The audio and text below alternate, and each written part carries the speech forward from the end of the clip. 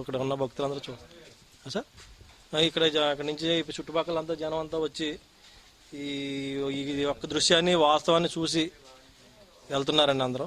అందరూ చాలా భక్తి పారవశంగా ఉన్నారు. ఇది జరిగిందండి కదా. నా పేరు మమత, మాది బుజ్జిగారి పక్క ఇల్లే.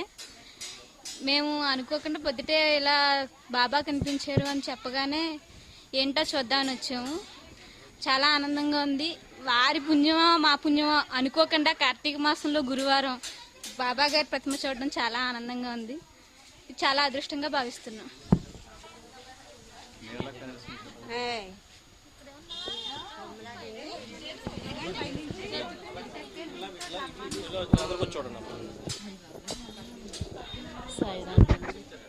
సాయిరామ్ అయ్యో స్పష్టంగా కనిపిస్తున్నారండి.